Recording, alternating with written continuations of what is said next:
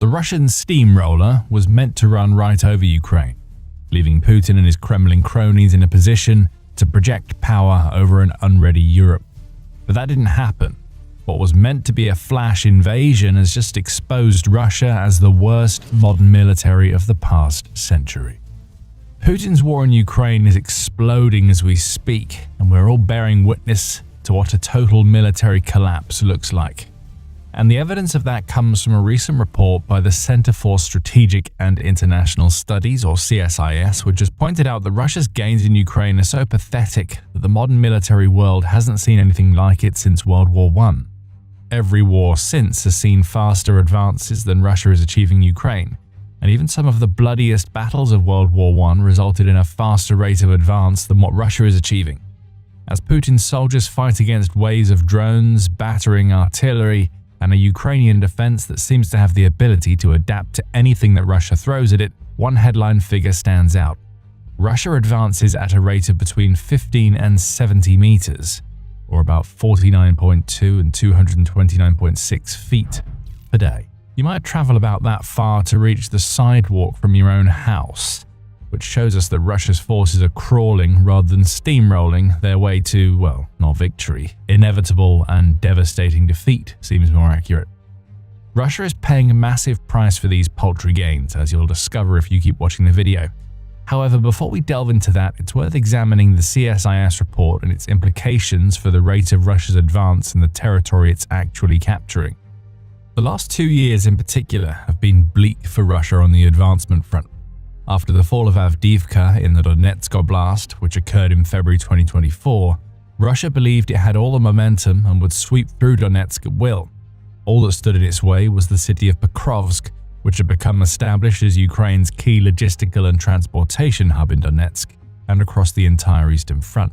All Russia would have to do was attrit the target. Pokrovsk was battered almost from the moment that Avdiivka fell. Glide bombs flew into the city constantly, ravaging its buildings and destroying any hint of the impressive settlement it had once been. Russia deployed drones, both long-range and FPV, to draw its troops closer to Pokrovsk, and once those soldiers were within touching distance of the city, artillery shelling began alongside infantry assaults. It's the standard Russian tactic. Overwhelm an enemy with equipment and manpower, and Russia will win in the end. Only Russia hasn't won. As CSIS notes, Russia has only managed to advance just under 50 kilometers, or about 31 miles in the Pokrovsk direction, since the fall of Avdiivka and January 2026. That adds up to the glacial pace of 70 meters per day that we mentioned earlier, and it means that it's taken Russia almost 2 years to gain partial control over Pokrovsk. And we say partial because Ukraine is still defending the northern part of the city, so it could be many weeks or even months before Pokrovsk finally breaks, assuming it breaks at all. This Russian failure to capture key cities and settlements isn't limited to Pokrovsk. Take the settlement of Chasiv Yar, for instance. Much smaller than Pokrovsk, Chasiv Yar is another of Ukraine's defensive nodes. Russia turned its sights onto the settlement in February 2024 after claiming Bakhmut the previous May, and it's even claimed to have captured the settlement as recently as July 2025. But Ukraine was still fighting when that claim was made, it's still fighting now, and Russia's rate of advance in the Chasiv Yar direction is even slower than in Pokrovsk. In its report on the CSIS article, United 24 Media says that Russian forces have advanced about 10 kilometers, or around 6.2 miles, in their 2 years of attempting to take Chasiv Yar.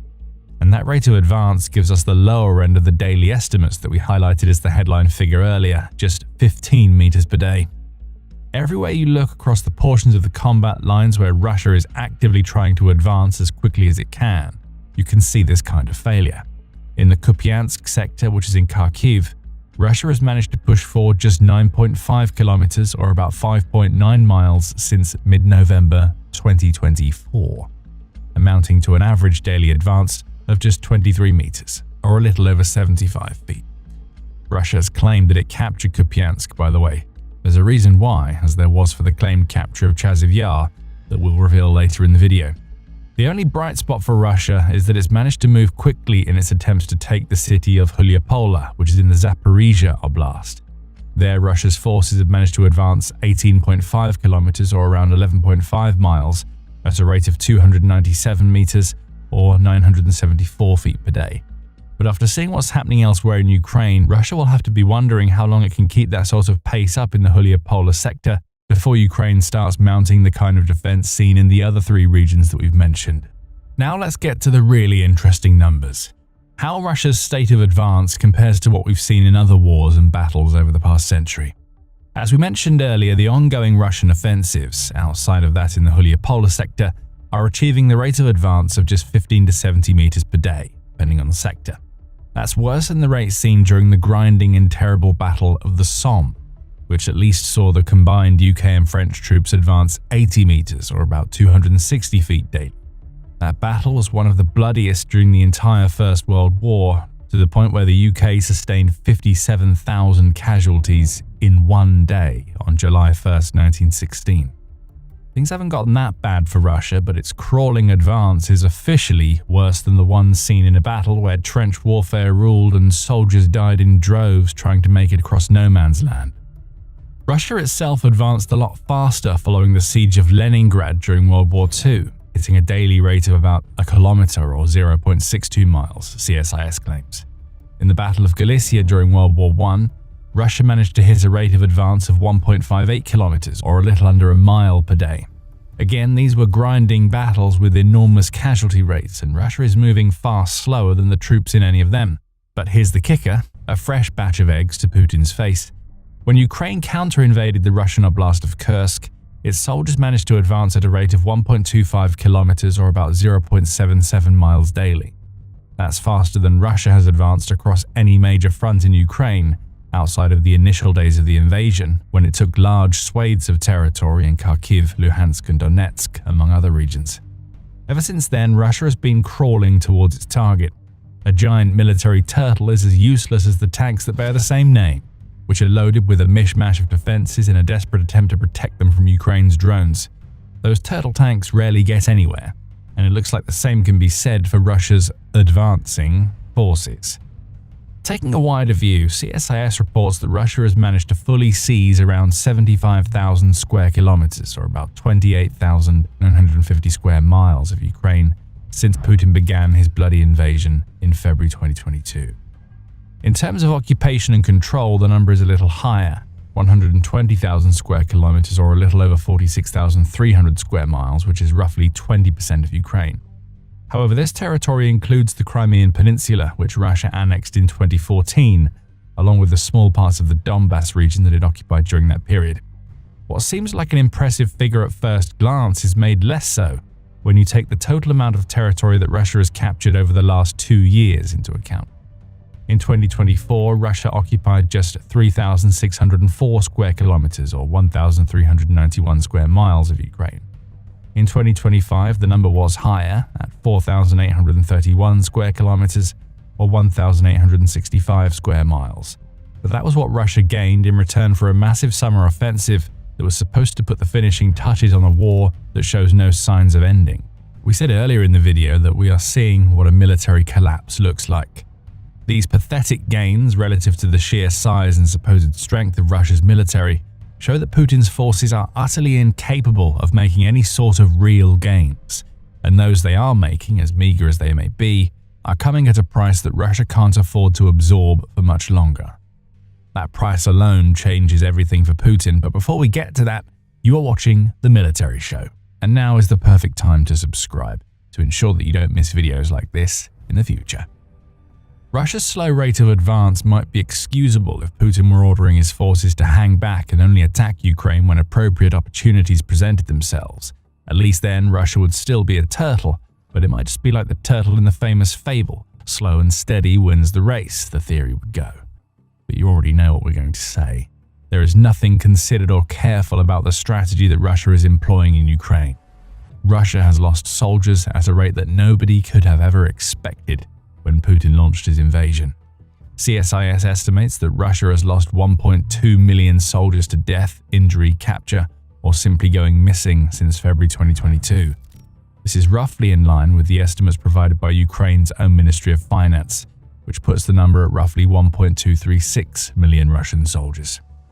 2025 was a particularly damaging year for Russia, as CSIS reports that it lost 415,000 soldiers, creating a monthly casualty rate of 35,000.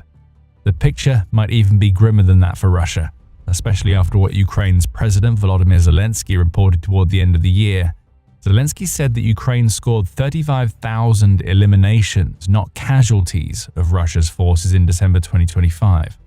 Add other casualties to that figure, and you get a monthly rate far larger than the CSIS estimate, and a rate that could easily see Russia's casualties top 500,000 in 2026, assuming Ukraine can keep up its defense. Well, let CSIS put this into context.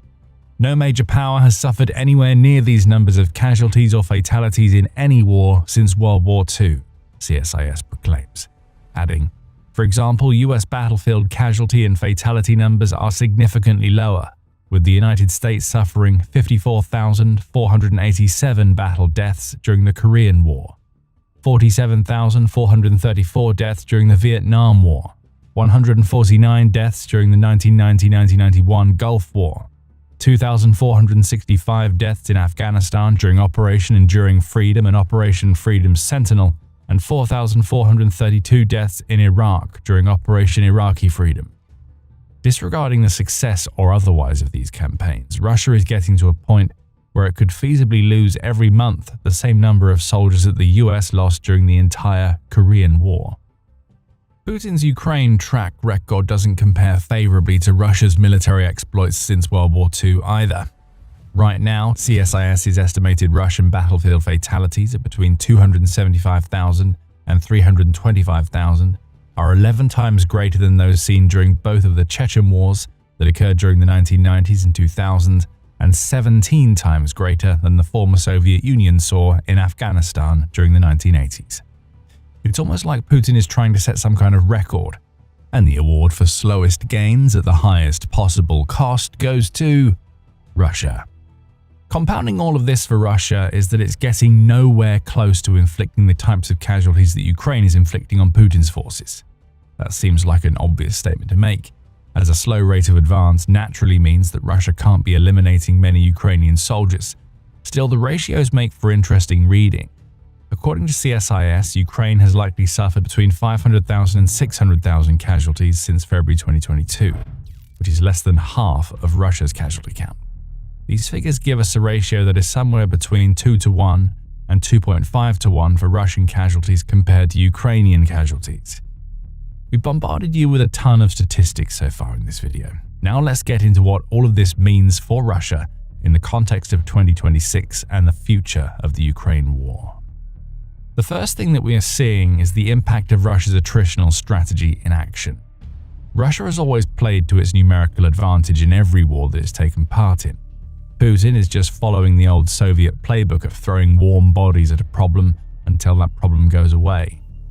The soldiers, missiles, drones, artillery, glide bombs, tanks, and everything else that Russia uses in Ukraine are all intended to gradually wear away at Ukraine's defenses.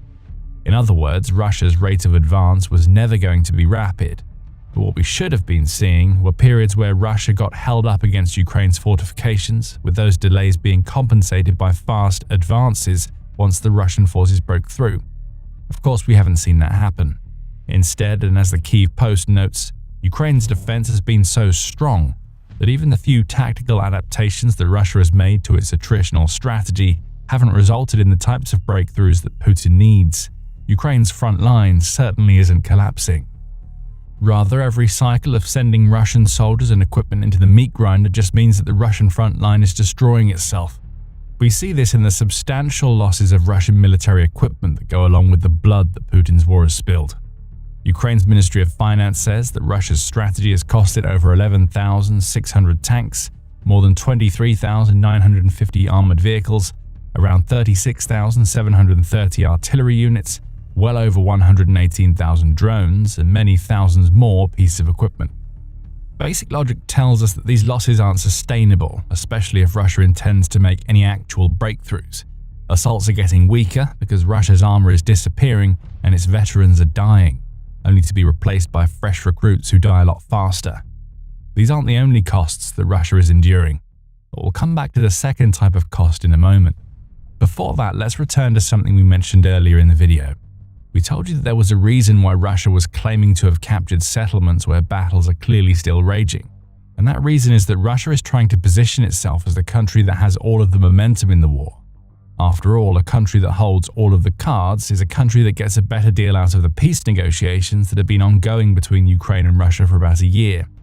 The New Voice of Ukraine pointed this out when reporting on Russia's false claim to have captured Kupiansk. It highlighted a report by the Institute for the Study of War, or ISW, which said that the Kremlin was trying to create an alternative reality in the war that it could use to pressure the US into favoring Russia in peace talks. Again, it's simple logic. If Russia can convince the right people that city after city is falling to its might, it can also convince those people to push Ukraine to cede occupied territories to end the war. All of the CSIS figures that we've shared in this video shatter the smokescreen that Russia has tried to create. But if you think that's going to stop Russia from spreading its falsehoods, you're sadly mistaken. Putin has never let something so minor as the truth get in the way of what he wants, which means that Russia is still making claims that it can't back up. On January 27th, Russia's Chief of the General Staff, Valery Gerasimov, made the claim that Russia had captured the settlement of Kupiansk in the Kharkiv region. It hasn't. Russia's forces are still at least 10 kilometers or around 6.2 miles away from that particular settlement, according to the New Voice of Ukraine. The same general also claimed on the same day that Russia's forces are advancing in virtually all directions. Gerasimov said that Russia has seized 17 Ukrainian settlements and about 500 square kilometers or around 193 miles of territory since January 1st. Again, it hasn't. The ISW claims that Russia's real gains are barely half that claimed by Gerasimov, landing at 265.45 square kilometers or a little over 102 square miles for the period in question. This is lie after lie after lie, and it's all been blown apart by the CSIS and its revelations. But it's no wonder that the Kremlin is spreading these false stories. We mentioned earlier that Russia is paying a price other than those it's paying in blood and military equipment. Straightforward money is also a massive issue, with each passing day of Russia making almost non-existent gains inflicting a massive toll on the country's economy. CSIS covers the lowlights. In 2025, Russia's manufacturing sector suffered 7 consecutive months of contraction. The country's production levels fared even worse, 10 consecutive months of contraction out of 12. Inflation was and still is high in Russia, and that's been met with a decline in consumer demand, which in turn leads to further declines in manufacturing.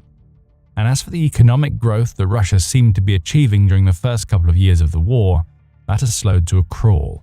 In 2025, Russia's real gross domestic product, or GDP, was 0.6% off the back of a year that saw growth of 4.3%.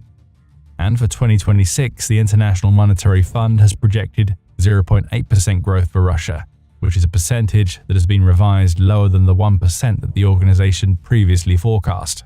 Combine all of this with capital problems that come from shrinking oil revenues, a lack of foreign investment, minimal borrowing on the international markets, and Putin's short-sighted decision to spend about half of Russia's budget on the military, and you get a powder keg thrown on top of several others that are all coming close to blowing.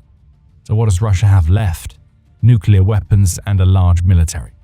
That's about it, as it's running out of money, is bereft of innovation, and its large military is increasingly devoid of people with real knowledge or combat skills, because those people have been killed. Russia then is a power in decline. Its pathetic gains in Ukraine have just exposed what Putin has been trying to hide for years, which must have left Russia's president wondering. If he hadn't invaded Ukraine, could he still be pretending that Russia is one of the world's strongest countries? It's too late to answer that question now, leaving Putin with nothing but a future filled with the sorts of paltry gains and massive losses that we've seen since 2024. Ukraine has turned the tables on the Russian way of war, and the battle of attrition is now going in Ukraine's favor. Putin's only hope now is to convince Ukraine's Western allies to give up before his military collapses into oblivion. Putin is making his final play, and you can find out what that is and why it will fail in our video. And if you enjoyed this video, be sure to subscribe to The Military Show for more coverage of the reality behind Russia's constant lies. And thank you as always for watching.